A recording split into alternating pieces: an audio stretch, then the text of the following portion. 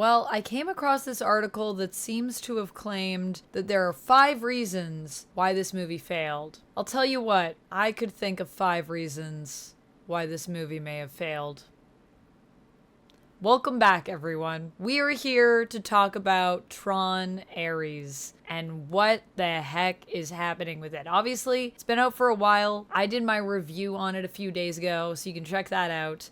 And now it is time for us to discuss what really happened here. What I want to know from you is, have you seen this movie and what did you think of it? Or did you not see this movie? Are you avoiding this movie? And if so, why is that the case? And, what are your thoughts and feelings on it? Because there's been a lot of talk from a lot of people saying that this movie is completely terrible, but also at the same time, no one seems to be going to the theater to see this movie. The box office, it ain't looking good. They're saying it's gonna be worse than Snow White for Disney. And Snow White was such a flop, my goodness. How could we have gotten this far? I mean, I saw Tron Ares and I've seen Snow White, and I gotta say, I think Tron Ares is more enjoyable to watch in my opinion, but there's obviously something going on here. So what are the 5 reasons that the article gives us? Let's take a look. So this article is from Slash Film. It's written by Ryan Scott. It is called 5 Reasons Why Tron Ares Flopped at the Box Office. Let's go through them. The reception for Tron. Ares wasn't good enough to move the needle. Tron Ares was marketed as style over substance. It is style over substance. I would agree with that. The overseas box office isn't there to bail Ares out. The overseas box office hasn't been there for a while to bail anyone out, really. That is a huge problem in the modern day box office. A strong lack of meaningful movie stars. There's a lot of names in this movie, but not enough to make you want to go to the movies, if that makes sense. There's just not enough star power. People don't care about Tron, and they never really have. So let me tell you where I'm at with this. And then I want to talk a little bit more about where you're at with this, because you guys have also been commenting on my review and you all have some very interesting thoughts, and on my short that I did on this movie right after. But first, let me tell you my thoughts. Also, if you're wondering why I'm dressed as Mara, I have been streaming in cosplay all this month for October. So if you like cosplay and you want to join me live, I'll be streaming and cosplaying, and therefore my videos are going to be in cosplay for a lot of this month to celebrate Halloween. I stream live here on YouTube or over at twitch.tv/vampex13. Come by and say hi and let me know that this video sent you. My thoughts on this movie are basically this. 80s nostalgia is dying. And that millennium nostalgia, Y2K, 2000s, is here to stay. I mean, we see it with successes like the Lilo and Stitch remake, which made $1 billion. That's a lot of money. But when it comes to 80s nostalgia, it's just not as trendy as it once was. People that would normally go watch this stuff are staying home instead. And Tron Ares is a movie that really plays on this. It's also a movie that is playing on the continuation of Tron, it being from that franchise. And I think on both sides, it's disappointed people. Because while it is from the same franchise, it's kind of continuing, but really giving us a new story. So it's not actually directly continuing anything from Legacy, I would say. Although it does acknowledge the history of Tron. But then the other thing is just like, Tron isn't a big box office draw anyways. It's never been a franchise that's known for its massive success. The original Tron movie became basically a cult classic after flopping. And then they thought maybe we could do something with it in 2010, and we got Tron Legacy. And that was a movie that was really about the soundtrack and the visuals. Even Tron Legacy is not typically celebrated as being, the best movie ever in terms of the story and the script. So already you have a movie that just managed to succeed in its time period back in 2010 and 2010, and now it's 2025. And what people expect from movies in this day and age, for what they're paying to go to the theater and for the hassle of even going out to the theater in a world where we're now so used to doing everything from home, you really need to have a film that is A+ across the board. You cannot be lacking in any category. One of the top categories for most people to watch movies is obviously the story. And as I said in my review, that is the area where I feel like Tron Ares lacks the most. Now, does that mean that the film has no appeal at all? I don't think so. I think visuals are still a super important element of film, and it can be enough of a reason for you to watch something, but to go to the theater, I think for most people it's just not enough. Add on the fact that not only does Tron not really matter anymore to most people, but now we also have Jared Leto in this film in the lead role as Ares, and you have just anyone that was maybe even interested that is a Tron fan, those of us that are like, oh, I like Tron, a lot of people are just like, I'm not gonna go because of Jared Leto. And to be fair, I totally understand that. There were allegations that were made, and I've read them, and they're pretty despicable, to be honest with you. Some of the stuff that I saw that people were saying was their experience with Jared Leto. Yeah, it sounds super creepy. I'm gonna be honest. So I hear all of that element of it. And then just add on to the fact that even before that was a thing we were talking about, people already didn't like Jared Leto. There's a lot of people that have just felt that he's not a great actor. People are critiquing him in this film for being robotic. Granted, it is a film where he is literally a robot. But still, regardless, people just don't like this guy. They don't like him as an actor. They don't like him as a person. And that's been a problem for a while. However, this film has also been in development for a while, which is basically how we got here. If you're wondering why Jared Leto was picked as the lead for this movie and how Disney would have just allowed this to happen, considering all of the stuff that we've seen from Jared Leto recently that has not performed well at the box office.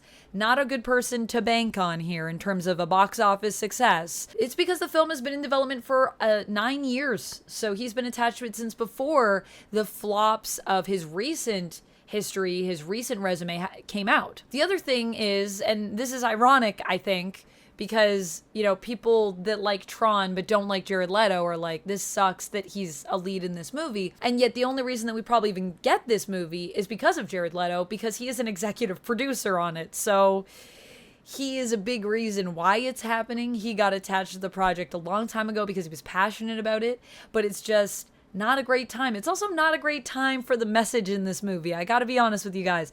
AI can be good. AI could save the world in a time period where we're watching so many people lose their jobs because of AI. Not a great look. I'm gonna be real with you guys. Also, add in the fact that originally Tron is about this idea of the big corporation being the bad guy, and now somehow in this movie in 2025 we have two CEOs in this. We have the big evil CEO played by Evan Peters, the new Dillinger Jr. or something like that. And then we got the fictional fantastical CEO that is the good CEO that, you know, wants to save the world and use AI to grow trees and end world hunger and do lots of great things. A CEO that I think in 2025 doesn't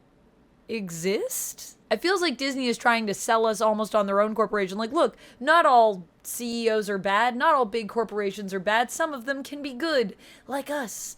Disney. I feel like they're trying to almost say, like, we're like the NCOM. Granted, I don't think you can't talk about AI in 2025 and have it be meaningful, but this film has just zero moral backbone when it comes to talking about this issue, and it's not doing anything to dive into the philosophical responsibilities and questions surrounding things like AI and the development of it. So that's where I feel like this film is really losing people. There's no human connection that feels tangible enough, and it's alienating people on like on so many levels. I totally understand why this is not doing well at the box office. Basically what you're watching is Jared Leto's fan fiction, let's be honest. This is the movie that he wanted to make where he basically becomes a version of Tron, except in this film, instead of it being Tron for the users, it's Tron for the programs.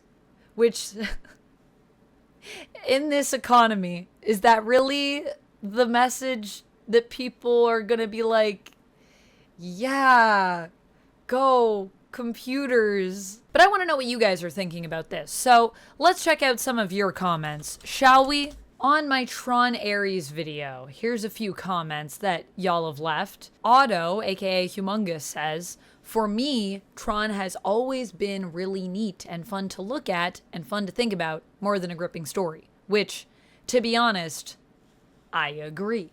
Which is also why I didn't mind this movie as much. I think I'm kind of more with the audience score on this one than the Rotten Tomatoes score, just because I feel like it was a fun, entertaining film, but the substance, the gripping story, it's got no grippers. Omitsuyo says, DCEU, Sony's Spider-Man-less universe, Blade Runner, Tron. How many times do franchises with Jared Leto need to fail before studios stop casting this creep guy in their movies? Master of the Universe is next. Yeah, I feel like that's fair. I mean, like I said, 9 years. It's been in the works before they knew. They didn't know what they were doing. But now I think everyone knows what to be wary of. Optimus Naya says, I'm a lifelong Tron fan. I like Darius quite a bit. If it's not people's jam, so be it. But the hate from some prominent commentators is way overblown, with some just factually inaccurate claims being thrown around. Now, they have a point there. I have seen some people claiming some stuff where I'm like, did you watch the movie? I will say, I feel like there is a lot of hate that's being thrown around. And in this era, I do question when people have watched the movie or not, especially when everyone's claiming that they think it's awful, but we know that no one is going to the box office to see it. Case in point, this person that's not going to the box office to see it, that also commented on my Tron Ares short that I did. Black Eel says, I want to see this movie, but I don't know if I can get past the fact that Jared Leto is in it. You and many other people, I think, Black Eel.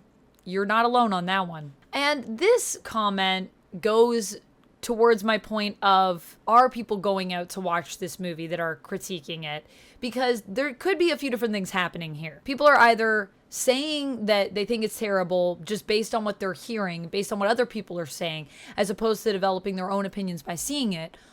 Or a lot of people have opinions on it that are simply not going to the theaters. I'm not going to say their name because I ain't no snitch. But I did see a comment where someone said, about to watch that at home now.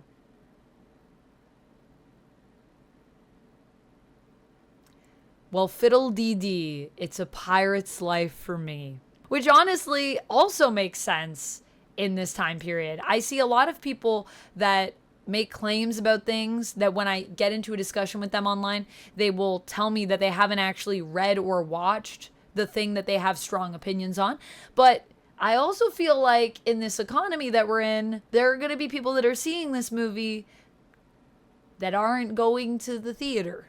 And then this last comment is from Marfish, who says, it's just Morbius, but with LED lighting. I think we all just hate Jared Leto at this point.